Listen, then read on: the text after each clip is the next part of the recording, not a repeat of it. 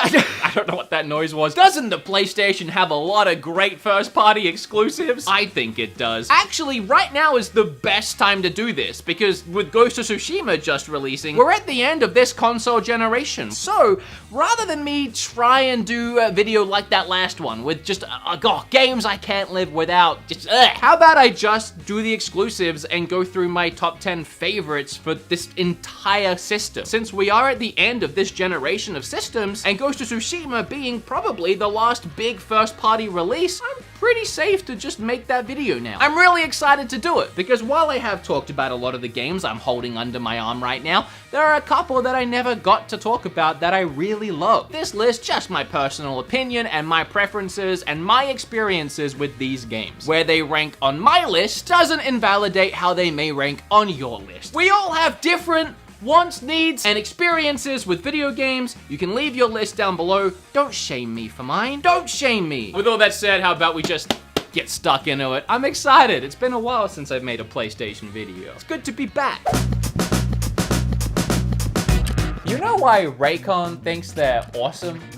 Probably because their earbuds start at about half the price of other premium wireless earbuds on the market. Okay. Maybe they offer their wireless earbuds in a range of fun colors and patterns. Good for you, Raycon. Way to show off. But do you know why I think Raycon is awesome? Other than the fact that they sponsor my channel every month and it really helps me out. Also because I use these things daily. Even celebrities like Snoop Dogg, Gus Johnson, and Arlo, they're all obsessed with their Raycons. And I'm pretty sure that Arlo doesn't even have ears. I think. Yeah, I listen to my Raycons when I'm out here in the garage, pretending to lift weights, but actually just listening to podcasts. It's good when I'm out here so that I'm not blasting music for all my neighbors to hear and judge me for my taste. Sup, Gary? I work on the internet. It's a whole thing. Raycon's everyday E25s, these bad boys, are their best model yet. So it's actually really hot out here. So if you wouldn't mind clicking that link below or going to buyraycon.com/beatemups to get 15% off your order, I'd appreciate it. So I could go back inside, get on with the video.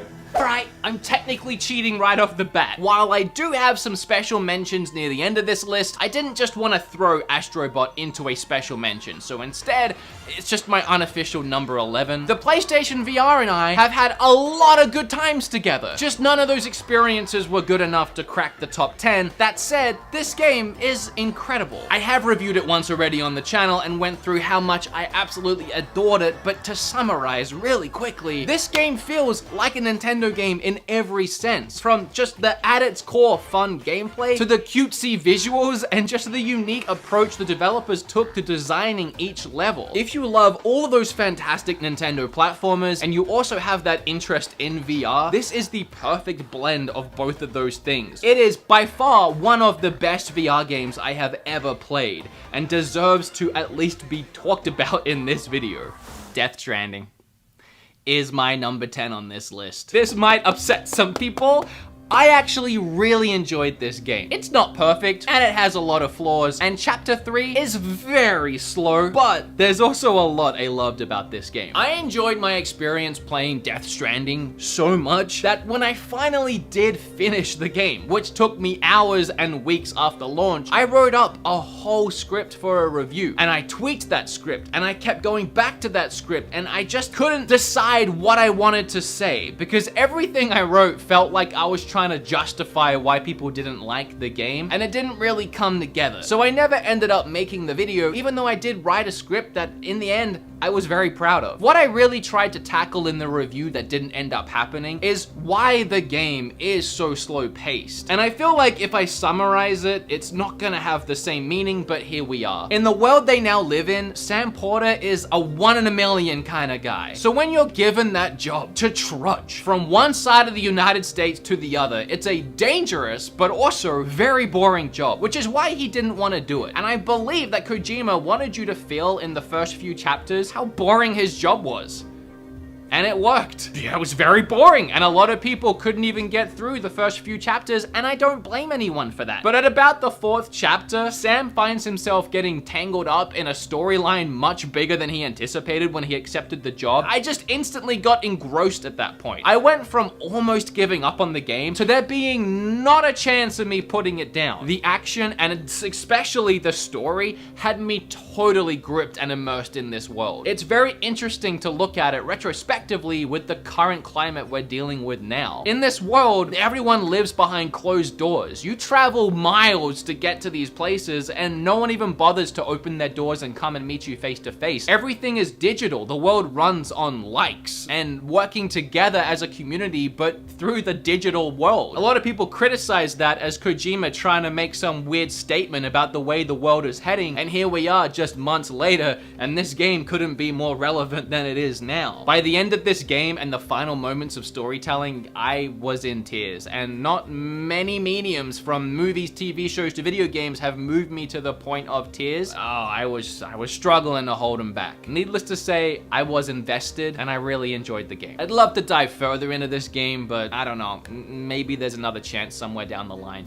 The Final Fantasy VII Remake. This one might be a lot higher on most of your lists, but I think you'll understand when I say the reason why it's lower on mine, I don't have nostalgia for the game. I never really played it back in the day. I didn't get very far, and I really don't remember anything that I played. Final Fantasy IX resonated with me a lot more. I adored Final Fantasy IX. From the moment I played it and replayed it and replayed it, I was in love with that game. Final Fantasy IX was, for me, what Final Fantasy VII is to the rest of the world, it seems like. So when this remake came around and the entire world exploded with excitement, there was me thinking, shame it's not Final Fantasy IX. And I didn't think when I played it, it would ever hit a top 10 list for me, because I didn't have that nostalgia. But this remake, it's freaking good! As someone who doesn't hold the original very close to his heart, I feel like they did a great job remaking it and retelling the story. Oh, the combat is perfect. I have never experienced a real-time action combat system being perfected in this way. Switching between all the characters, taking those split seconds to slow down time and plan your next move. For those that did finish it, you'll know what I'm talking about when I say they really focused on the characters' fates and them wanting to change their own fates. And I feel like, considering they really wanted to expand on this entire universe, the most interesting way to do that would be to shake things up a little bit and having the characters themselves decide to change their own fates and change the outcome over what was predetermined for them. That predetermined story being the original game was a very clever way of not really breaking the fourth wall, but having these characters break out of their expectations from the fans and people that played the original game and go in a new direction. A very clever way to shake things up and make things a little different. I just love what they did throughout this entire game, but specifically so towards the end. Where's my Horizon Zero Dawn? Oh, there it is. Horizon Zero Dawn. That's the next one. This one made it to number 8, even though it almost didn't even make it onto the list. Horizon Zero Dawn, don't get me wrong, is an incredible game. For some reason, it didn't hit with me initially. When I first played it, I think I was just at that stage where I was really burnt out on open world games, and try as I might, I couldn't get invested in Horizon Zero Dawn. And then I put the game down, and I came back to it like a year later and played a little bit more, and then put the game down again, and then finally came back months later and finished it. So I played it in 3 installments spread across like 2 years, but recently the game was ported to PC and it's getting a sequel. So I'm seeing this game pop up everywhere again, and I'm seeing gameplay of it, and it looks incredible. And I'm beginning to look back at this game and wonder how I couldn't have just been enamored by it, because everything I'm seeing about it now looks like a game I really want to play. So I think back to the original idea for this video being games that I can't live without on the PlayStation 4, before I tweaked what I was doing here a little bit, and I realized that if there was a game I couldn't get rid of right now, it's this one, because I need to give it another chance, specifically so before the sequel comes out. I actually gave Days Gone a pretty extensive review in a video I made all about zombie games I really enjoyed, because I really enjoy zombie games. It's a whole genre in its own, but Days Gone was the height of the zombie game craze, and it nailed a lot of concepts that zombie games were trying to push for years. The biggest one being the zombies, the way that they interact with you and the environment, and the sheer amount of them pouring onto the screen at one time. My golly gosh, it is so great to have a good zombie game on the PlayStation 4 and having a console that can process this many zombies running at my face at one time. Now I'm looking at the PlayStation 5 and its SSD like, what? Days Gone 2. Let's step up the crazy. This game also wasn't perfect, and a lot of people couldn't get into it, and I can totally understand that. The game did drag its feet a little bit, especially with the story, but the biggest draw to the game for me, the zombies. It was so fun. It was so fun at its core. I do hope they make a sequel for this one. I just really enjoyed it. Oh, look at the new boy stepping on up. Ghost of Tsushima. Again, I haven't finished this game yet. I've been playing it since launch day, and the only reason I haven't finished it is because at some point while playing, I decided I wasn't gonna bother rushing through it to review it. I was just gonna play it at my own leisure. You can blast through the main story and probably knock it out in a day or two, but there are so many extra little things that you can do and discover and mess around with. For one, all of the side tales with the other characters you find along your journey, all of the epic samurai fights where if you win, you learn a new technique and they're always hosted in these really cool locations, and then just leveling myself up to becoming the most skilled and badass samurai possible. The game is so beautiful that it's the first game I've actually ever cared about using the in-game camera to take photos of my environment. Oh gosh. But in Ghost of Tsushima, I've been doing that all day because it's so beautiful to look at. So many dynamic colors and lightings and weather effects. It is a gorgeous game to behold. The gameplay is also perfect. I don't know what else I could ask from it. I'll say that I have so many different gadgets and abilities and special techniques that even now, halfway through the game, I feel pretty indestructible. I wouldn't say it's a hard game, but it's fun. It's fun in every sense of the word. I hope Sucker Punch takes this game and builds upon it to give us something new, fresh, and even more exciting in a sequel game set in this world. They made Infamous games and all of a sudden they make this? That's such a, I don't know. I'm proud of you guys. Good job. You could be the new Naughty Dog. You keep this up. Good job. I don't know if I could take any PlayStation top 10 list seriously if the person doing the list didn't include Uncharted somewhere. I'm gonna bundle Uncharted Collection and Uncharted 4 I gotta stop breaking these cases today. Just into the same spot on the list. Uncharted Lost Legacy. We'll just put this over here. And we'll talk about these two. The first Uncharted I played was Uncharted 2. Skipped the first one, and it's a little rough going back to it. That said, it is nice to go back and see where the story began. It really took off running in the second game. Uncharted 2 has one of, if not the greatest opening to a video game ever. Climbing up through this train will teach you pretty much everything you need to know about climbing and dealing with the in-game mechanics for the rest of the adventure too. So both in the story and the pacing and the gameplay mechanics, this first part of the game just sets everything up, teaches you everything you need to know, tells you everything you need to know, and just good luck with the rest of the game. They take that momentum and it just bleeds straight into the third game. The third game, I love it, and it's honestly comparable, if not equal to the second one. It's just that the third one didn't really have that train moment. It didn't really have the equivalent of something new, and it was just more of the same, but that same is so good that I would take more of the same, and I loved it. The fourth is in a whole nother level of video game, and I would say they perfected the game in the fourth. It was just way more cinematic. It was a shorter experience to kind of tie up the end of the Uncharted story. It just felt a little bit more like I was having my hand held through the adventure, and I was sort of experiencing the epic story rather than taking part of the epic story. It was like interacting and playing an incredible 8-hour-long movie and watching the story unfold and having some really cool moments like with the Crash Bandicoot playing the game in the game. That was pretty cool. Maybe my standards were set too high after Uncharted 2. And don't get me wrong, as I said, I love Uncharted 4. 2, 3, and 4, all really great games. Just like the second the most. Hey, I hate still cases. I'm gonna keep this one very short because out of all the games on my list today, Spider-Man is one that I really worked hard on a huge review, and I love how that video turned out. It's like a big retrospective on Spider-Man games in general and my love for them growing up and how we eventually got to here. Go watch that video if you want to hear my thoughts on it. And a reason why it's so high on the list, other than the sheer quality of the freaking thing, I love the swinging mechanic. There's something very therapeutic and relaxing for me in just swinging around New York, and they nailed it in this one. It's the best swinging in a Spider-Man game since the Spider-Man 2 movie game, and I go into all the reasons why in that freaking video. But if you haven't played this one, you're missing out, and I can't wait for the Miles one that's coming on PlayStation 5. Oh, it's gonna, Oh, Persona. I know it's on PlayStation 3 as well. Well, actually, Royal didn't go to, yeah, I'm totally in the right. I haven't even finished it. I know, I'm a fake gamer.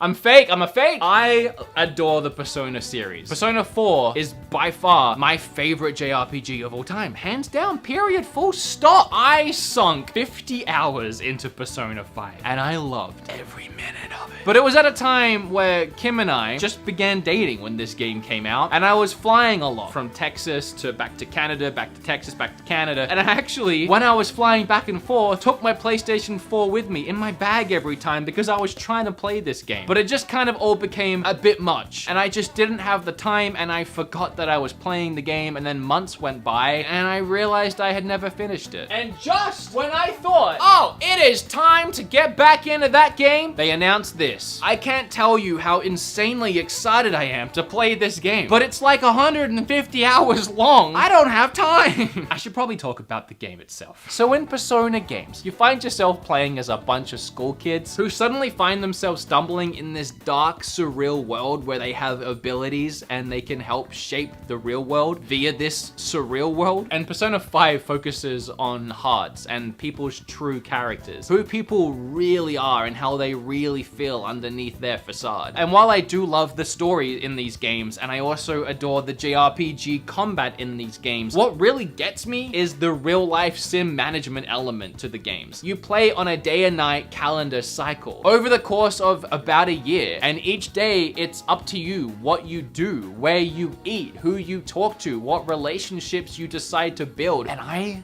love it so much and need to finish it. And weirdly, for as big as they are and how popular they are, I feel like they don't get enough love. Play it if you have a spare 150 hours. What needs to be said about Last of Us Remastered? Yeah, maybe it's a little bit of a cop-out because technically it's a PlayStation 3. Shut up!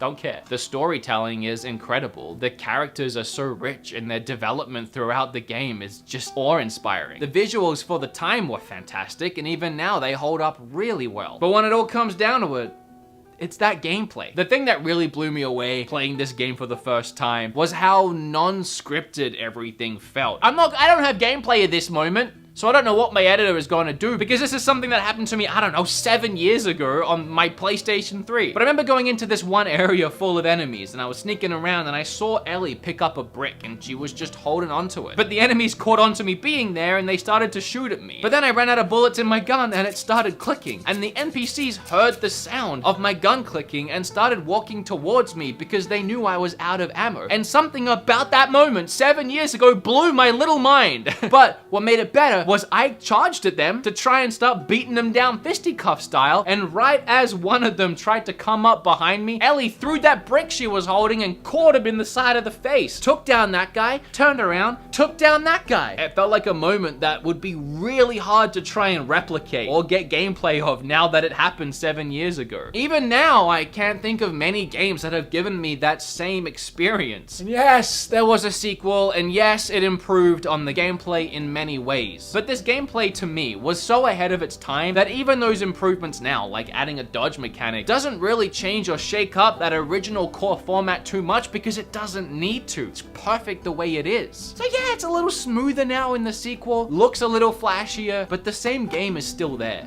That's how good it was. Okay, before number 1, I said I'd do some special mentions, so really quickly, Gravity Rush, both the first one remastered and the second one, Detroit Become Human, was really great, and then Ratchet and Clank, which, so close to almost making the top 10. Oh, but the number 1, my favorite game, and you could probably guess it because I haven't talked about it yet, and it's kind of obvious, but Knack 2. Yes, I love Knack 2. No, it's not Knack 2. Yeah, it's God of War. Yeah, just a little old game, God of War. I don't know what to say that I didn't already cover in my God of War review. I really like that review too, so go watch that if you want to hear my full thoughts on this game. I put a lot of work into that one as well. God of War transcended gaming this generation. It did something that a lot of us didn't expect to see until next generation in so many ways. From the moment you start, it's one long adventure. You live every second in these characters' lives as it plays out. It's a game you play in real time. It's an adventure and a story you experience with the characters. And to heighten that experience from start to finish, they removed all loading screens. Sure, they hid them very cleverly and sneaky in places, but then throw all that out the window and you just have some of the best hack and slash you've ever seen. Show me something more therapeutic and awesome than throwing a friggin' axe. Just leaving it as long as you want, and then bringing that sucker back. I always wanted to dive back into the game now that I've put it down for so long, but I know that I got so good at the game that if I tried going back into it now, I would just feel pathetic. I would really have to refresh my rusty skill set at this point because I played it a lot and I was knocking out those Valkyries without too much issue. Now I would get decimated. If you haven't played God of War, it's the PlayStation 4 game. I didn't think anything would top Last of Us, but yeah, I mean, yeah, come on. Gosh darn it, this is a great game. Oh, well, hot dang. Yeah, that's the video. I hope you guys liked it. That last video was a lot of fun to make, so this was fun to make too. I just get to stand here and blab about the games I really enjoyed. Let me know what you'd like to see me do next. Either like 10 of all games or Xbox, Mega Drive, I don't know. Like the video if you liked it, subscribe if you, I don't know, you have a brain. I'll see you in the next one. Bye.